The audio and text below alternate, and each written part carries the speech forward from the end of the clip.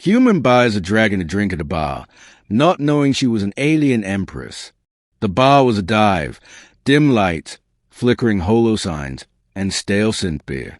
Somewhere in the outer rim of Galactic Sector 7D, it attracted wanderers, smugglers, exiles, and the occasional Star Cruiser pilot too tired to care. For Trevor Holt, human scavenger and part-time starship mechanic, it was a place to disappear. He slumped into a cracked stool and waved to the barkeep, a squat three-eyed android with a glitchy jaw. "Whatever's cold and bitter," Trevor muttered. While the drink loaded through a hiss of carbon vapor, he glanced around. The usual crowd, a pair of insectoids in an argument over dice, a lonely blue cyborg sipping fuel, and Trevor blinked. At the far end of the bar, perched on a reinforced stool with her tail curled around a base, sat a dragon. Not the fire-breathing fantasy kind, but a sleek, alien creature. Scales shimmered like polished obsidian, and her eyes were twin golden stars.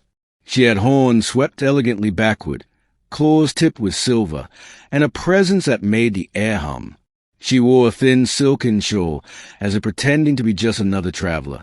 But even from here, Trevor could feel it. This was someone powerful. Someone lonely? The bartender placed his drink. Trevor sipped and kept looking. The dragon woman's glass was empty, and she was staring at it as if it had betrayed her. What the hell? Trevor slid off his stool, walked over, and gently knocked his knuckles on the counter beside her. "You look like you could use another one." "On me." Her golden eyes lifted. Sharp, ancient, amused. "You are a human," she said in perfect standard, voice velveted with something deep and unnameable. "Last I checked," Trevor said, flashing a grin. "And you're—" She tilted her head. "Thirsty." He chuckled. "Two of whatever she had," he called to the barkeep. The drinks arrived, deep crimson, bubbling faintly in twin crystal vials. She sipped haze, and some tension melted from her posture. Her wings, he hadn't noticed them before, folded so tight they were nearly invisible, relaxed ever so slightly.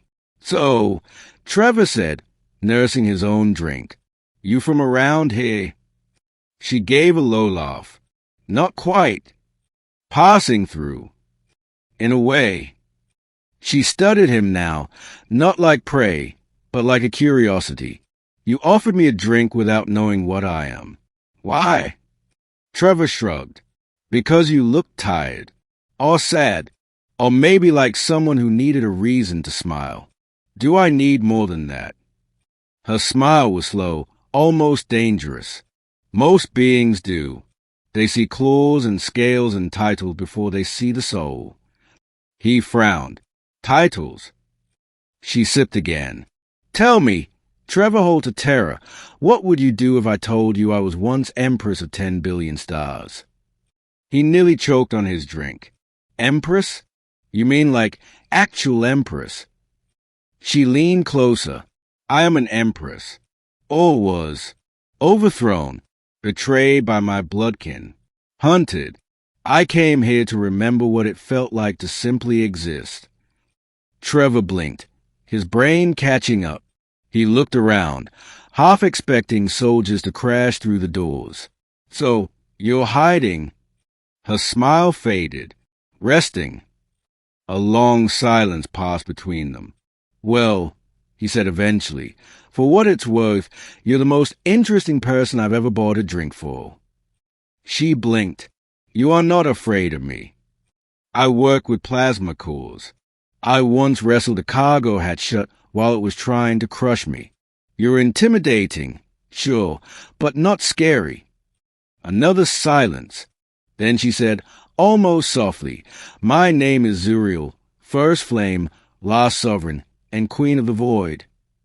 Trevor raised his glass. "Nice to meet you, Zuriel. I'm Trevor.